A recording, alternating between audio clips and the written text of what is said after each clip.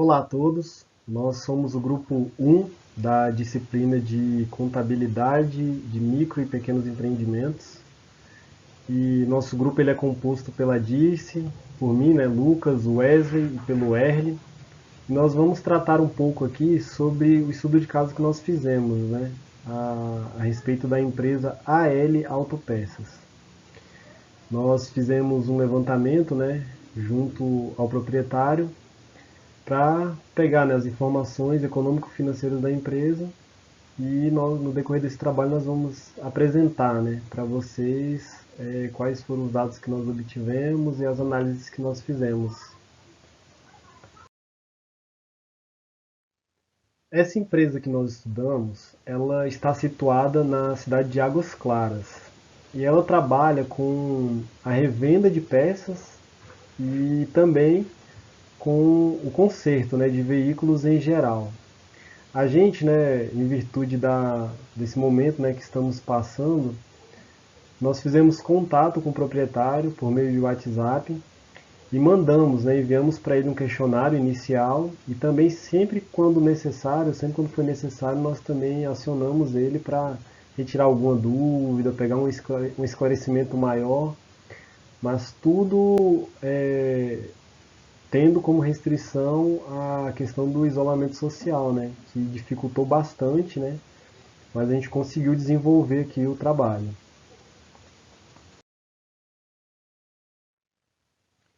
Com relação às características do negócio, nós observamos que a empresa ela trabalha com três segmentos diferentes dentro desse contexto aí, né, de automóveis, né, de serviços automotivos. Ela trabalha ali com a parte de mecânica de automóveis, com a parte de autoelétrica e também ela trabalha com a parte de lanternagem, né? Então a empresa ela possui três funcionários que são especialistas nessas áreas, né? Em cada área dessas, né? Em relação ao estoque, a gente viu uma característica bem singular, né? Desse tipo de negócio. Ela revende ali peças, só que as peças que ela revende, as peças que ela possui no estoque, são aquelas peças que normalmente nos veículos elas têm um desgaste maior, têm um desgaste mais rápido. São peças ali que normalmente ela tem um tempo muito menor de troca, precisam ser trocadas ali de 3, de 6, assim, até um ano. Então eles possuem esse estoque mais imediato, né, vamos chamar assim. Mas eles também possuem parceiros, né, próximos ali, que quando necessário eles acionam esses parceiros e esses parceiros revendem também as peças para eles, só que é um preço menor, é um custo menor para eles. Mesmo eles não tendo CNPJ, mesmo eles não sendo formalizados, eles já têm um acordo prévio ali para um desconto, né? Vamos chamar assim um desconto, até porque como eles pegam bastante serviços no mês, então eles demandam bastante também, né, das revendedoras ali de peças. Então ali é uma característica ganha-ganha, né, nessa situação. Então nós observamos esses dois fatos, né? Primeiro uma diversificação, né, ali dos serviços que são prestados e essa característica do estoque, né?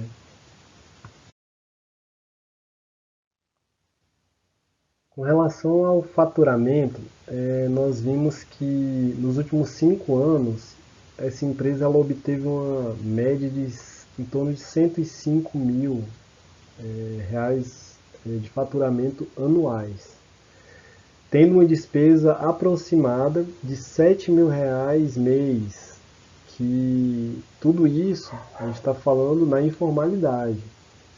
Esses 7 mil tem a ver com a questão direta, né, o pagamento direto dos funcionários, pagamento de aluguel, de água, de energia elétrica, então vai girar em torno aí dos 7 mil reais mês, né? E ela tem esses três funcionários, né, como eu já havia abordado, que tendem a ser os especialistas, né, em cada área que a empresa se propôs a prestar o serviço, né? Dentre as diversas impressões que o nosso grupo teve com relação a essa empresa, nós decidimos levantar, né, abordar aqui três aspectos, né, que a gente conseguiu extrair das conversas, né, que nós tivemos com o proprietário, né. Um primeiro ponto que nos chamou a atenção é a questão de que eles não elaboram nenhum tipo de demonstração contábil, né. O proprietário até passou para a gente que ele já estudou alguma coisa assim bem superficial e que atualmente o controle dele, o controle financeiro dele é feito com base ali na entrada e saída. Basicamente é só isso, é controlar o dinheiro que entrou e o dinheiro que saiu, principalmente com compra de peças, né? Porque lá assim, o serviço é muito diversificado, tem prestação de serviço que vai de R$ 50 até 4, 5 mil reais, a depender de qual é o defeito do veículo, né? Então tudo isso, como não tem emissão de nota fiscal, como não tem ali um outro controle, né, ele faz o controle ali mesmo manual dessa forma, né, só de entrada e saída de valores, né. Ele não teve nenhum suporte, a empresa dele não teve nenhum suporte é, específico, né, uma consultoria, alguém para orientar ele. Foi tudo assim, as atividades que ele faz hoje é tudo baseado na expertise, no dia a dia, ali na experiência mesmo, né? Que ele tem até o momento, né? E um outro ponto, né, que chamou a nossa atenção, né, é a questão do crédito, né? Que ele, assim, pelo que nós entendemos, ele teve a intenção, né, de expandir um pouco mais o empreendimento dele, só que ele solicitou um crédito através da pessoa física, né, dele, e esse crédito foi rejeitado, né? E assim, não tem como ele solicitar por meio de pessoa jurídica porque ele não é uma pessoa jurídica. Ele pode ser uma pessoa jurídica de fato, mas não de direito, né? Então, assim, isso também chamou a nossa atenção porque conforme a gente abordou, né, nessa disciplina, né, até aqui, tudo que a gente aprendeu, né, a gente viu que a empresa formalizada ali com todas as demonstrações, ela pode ter um acesso ali a um crédito para conseguir alavancar a empresa dela ou ter um acesso mais facilitado, né, a crédito. Então, assim, de uma forma geral, bem simples, né, bem rápida, foram esses os pontos, né, que a gente identificou aqui como forma de apresentação da empresa. E no decorrer aqui da apresentação nós vamos mostrar, né, mais outros aspectos mais quantitativos, outras análises, a gente vai aqui apresentar para vocês. Bom dia, professora. Bom dia a todos. Meu nome é Wesley Moura e logo após essa explanação do meu grupo, eu vou dar continuidade, né, explicando um pouco sobre as principais consequências da possível formalidade no caso do sócio, né, do principal sócio e do único sócio, na verdade, da empresa AL Autopeças está se formalizando, né? Então vamos lá. O primeiro ponto que eu fiz foi justamente pesquisar qual é o código que viabiliza a sua principal atividade, né? Que no caso dele é a mecânica, onde cuida de manutenção de peças e tudo mais, né? No caso, ó, o principal código vai ser justamente esse aqui, ó, esse 4520.0/11, né? É justamente esse código que vai viabilizar as atividades que essa empresa pode desenvolver, né? E é justamente esse código também que vai sair lá na nota fiscal da empresa. Indo para outro ponto, logo após entender o código da empresa e onde ela se encaixa, né? Eu pesquisei no Simples Nacional o anexo que daria viabilidade aos tipos de serviço dela, né?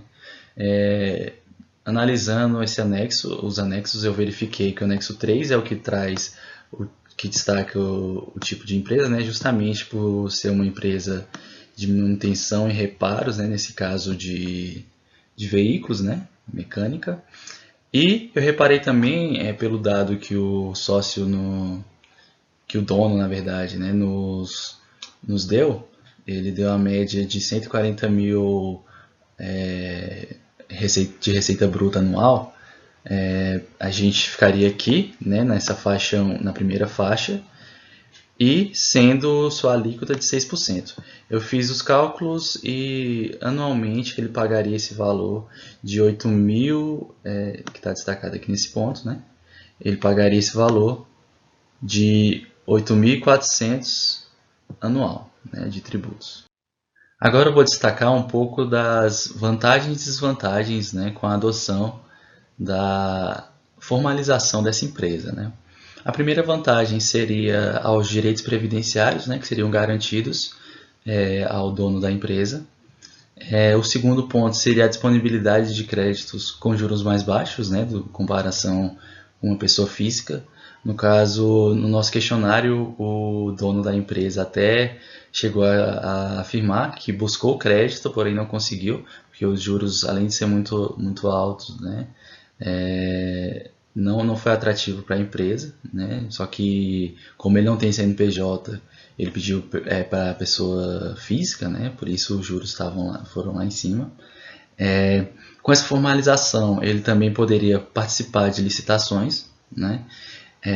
Provavelmente ele poderia fazer o seu planejamento tributário, claro que isso tem um custo, porém ele poderia ver aonde mais se adequa, como em que regime ele ia se integrar e tudo mais, né? Ele teria o direito também de emitir as notas fiscais, né, para todas as transações. E no caso também, como ele falou que tinha 3 empregados, ele causaria algumas externalidades positivas, né?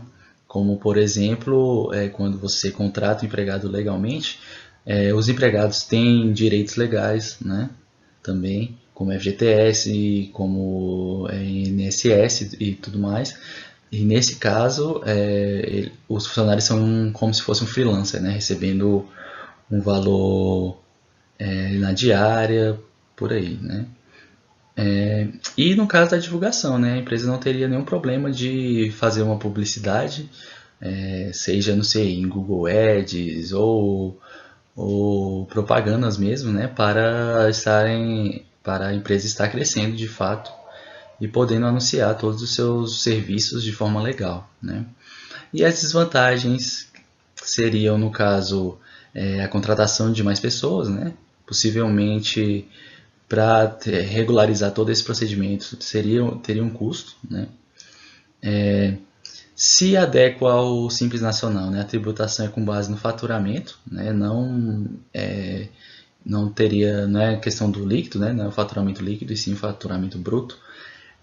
A impossibilidade de fruição de créditos tributáveis, né? No caso, como uma mecânica tem vários tipos de equipamentos e muitos deles às vezes exigem ICMS, IPI e outros não, né? Ele não poderia fazer essa fruição, né? E o dono da empresa, no caso, como a gente vai ver, provavelmente ela vai ser uma empresa individual, ele não poderia participar de outras empresas, né? No desfecho geral, eu posso destacar que os lucros, né, pela essa formalidade, seriam muito maior do que os custos em decorrência da formalidade, né? Então é isso. Vamos para o próximo. O ponto que eu vou abordar é a questão do porte da empresa e o tipo da empresa, né? E isso eu vou ter base nos dados que o dono mandou para a gente, né, via WhatsApp.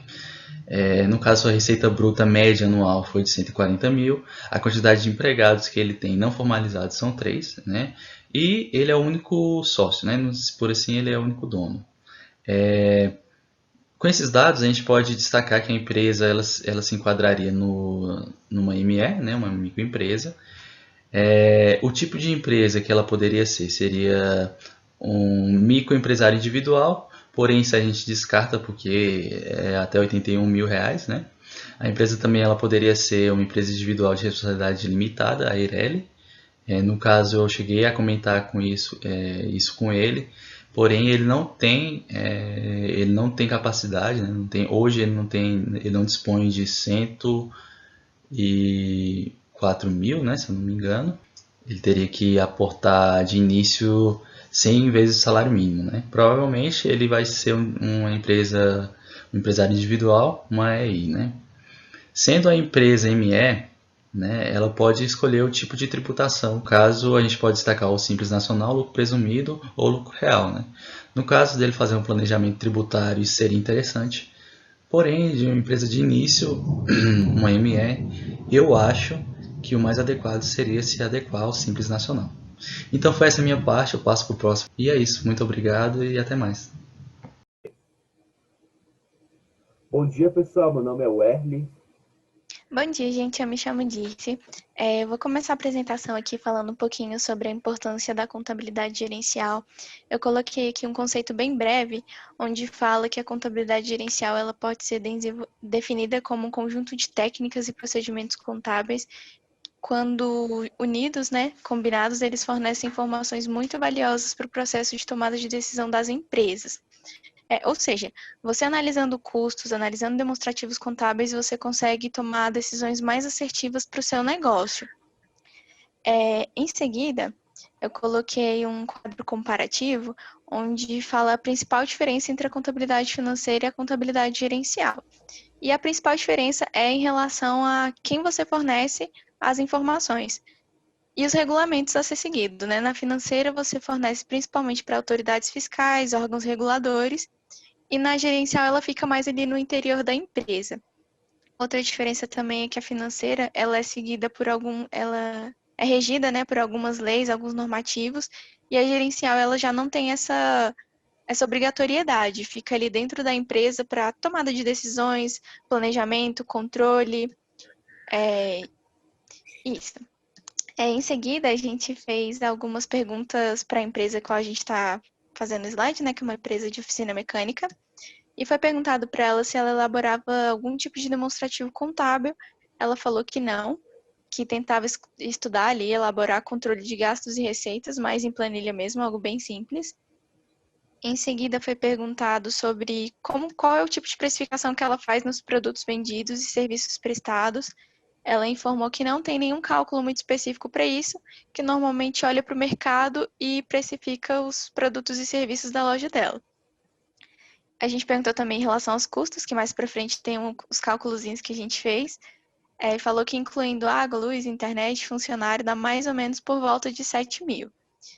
Em relação à folha de pagamento, essa empresa ela é informal, então ela não tem profissionais contratados pela CLT, mas ela tem ali aquelas transações ali feitas no dinheiro mesmo para os funcionários folguistas, né?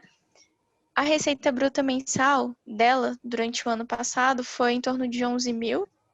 E como eu tinha falado, né, ela faz o controle ali por planilha. Ela também anotou na planilha esses tipos de faturamento para fazer a projeção para os anos seguintes, né? Que 2021 e 2022 ela tem essas projeções aí um pouquinho mais ousadas do que ocorreu nos últimos 5 anos. Em seguida aí, o Eli vai falar um pouquinho para vocês sobre os cálculos que a gente fez. Ok. Olá, pessoal. Bom dia, né? Eu vou falar aqui primeiramente da metodologia que a gente utilizou, né? Usamos como base para esse trabalho algumas metodologias que estão sendo apresentadas aí na tela, né? E além disso, os dados da empresa são recentes, pois lá não há um controle forte de gasto, né? Tem algum controle, igual a Tiff disse, né? Mas esses controles não eram tipo assim, muito detalhadamente assim, né? Então É bem simples. a gente pegou as informações mais recentes, que são as mais confiáveis, que a gente vai poder se basear os cálculos. Então, aqui a gente vai ter aqui os custos, né? Com todas as informações que foram fornecidas, calculamos os custos e separamos entre fixo e variável, pois vai ter uma forte influência, um forte impacto na DRE. Já deixamos aqui separado o que é formal e informal, e se vocês prestarem atenção, né? O custo formal deu 10.777 e o informal deu 8.858, sendo que em ambos o maior custo foi com os funcionários, E falando em funcionários, né, percebe-se que no formal ele é fixo e no informal ele é variado, né? A gente vai explicar um pouco mais sobre isso, mas vamos lá, Disse. Vou falar sobre as obrigações trabalhistas aí. Isso. Em relação às obrigações trabalhistas, a gente tem aqui a diferença do custo mensal que a empresa teria se ela passasse para formalidade e o custo da não informalidade, né? Um pouquinho menor. E o ponto principal dessa questão é considerar que na formalidade ela tem um gasto de 640 a mais por funcionário, caso eles trabalhassem ali o mês inteiro, né, como funcionários contratados pela CLT, o que não é o caso deles, né? E aí, em seguida, o Eli vai falar um pouquinho para vocês sobre Na a DRE. DRE. Então, pessoal, vocês viram aí sobre as obrigações trabalhistas, mas falando aqui sobre a DRE, eu já deixo também separado em formal e formalidade, né? É, então, a parte que está dividida, a gente fez essa comparação e percebemos que na informalidade a receita líquida é alta, né, em comparação à formalidade. Mas, Sim, consequentemente, os custos variáveis também são altos, né, devido aos funcionários. Percebe também que não há tipo, tributos na contabilidade, na informalidade, sendo que quando tem a formalidade, né, ele tem que pagar o Simples Nacional, contabilidade, essas coisas. Além disso, a gente percebemos que na informalidade, né, a margem de contribuição ela é menor do que na formalidade. Isso devido realmente ao que eu falei sobre os funcionários, que teriam um grande impacto na DRE.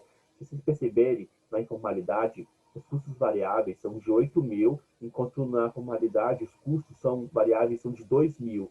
Isso porque, né, esses funcionários na formalidade deixaram de ser um custo variável e passaram a ser um custo fixo, né? E aí vocês podem ver ali embaixo, tem lá funcionários, né, 8.507, né? Então isso interferiu bastante no cálculo do ponto de equilíbrio e margem de segurança que eu vou explicar no próximo slide. Então, a gente pegou aqui o ponto de equilíbrio e a margem de segurança, né? A gente calculou, como lá uma oficina mecânica, né? Que conta com prestação de serviços e não produtos em si, nós conversamos com o dono, né? E pegamos o serviço que é mais lucrativo para a empresa, né? Que no caso é o conceito de motor. E calculamos por cima desse valor o ponto de equilíbrio e a margem de segurança. O preço unitário do serviço é R$ 5.000, né, dependendo do carro e do motor, e, e o custo unitário é de R$ 2.700, né, para a prestação de serviço em si. Então, pegamos esses valores para obter a margem de contribuição unitária e, consequentemente, depois o ponto de equilíbrio e margem de segurança. Então, o resultado do ponto de equilíbrio da informalidade foi R$ 6.347 e a margem de segurança foi 10.152, enquanto que na formalidade o ponto de equilíbrio foi 26.798 e em que a margem de segurança foi 10.298 reais. Mas disse o que é a mesma margem de segurança e o ponto de equilíbrio? Você poderia dar uma explicação? claro. Então, o ponto de equilíbrio é aquele ponto ali no gráfico onde você coloca igual as receitas e os custos e despesas. Então, a empresa fica ali no zero, né? Realmente o ponto de equilíbrio. E a margem de segurança, ela mostra qual o serviço mais lucrativo da empresa e também mostra esse percentual que o Arley acabou de falar, que identifica até quanto a empresa pode reduzir o faturamento, caso necessário, como, por exemplo, a pandemia, né? Exatamente. Então, isso aí que a gente falou faz sentido porque se você prestar atenção ali nos custos fixos, fazer uma comparação do custo fixo da informalidade para a formalidade, a gente percebe bem ali que o valor do custo fixo na informalidade é de 2.920, né? Isso porque os funcionários estavam alocados como custos variáveis. Mas quando passou a ser fixo os funcionários, a gente percebe que também que os custos aumentou absurdamente, né? Saiu de 2.000 para R$ 12.000, né? Isso devido também Uhum. ao incremento dos funcionários no custo fixo e algumas despesas a mais, né? Como o Simples Nacional, contabilidade. Então, ela, para poder equilibrar as contas, ao invés de ela ter que ganhar R$ 6.000, ela teria que passar a obter R$ 26.000, né? E isso deu um forte impacto para a empresa. Mas é isso aí, pessoal, nossa apresentação. Espero que tenham gostado. Qualquer dúvida aí pode perguntar aí no chat e nós agradecemos a atenção de vocês.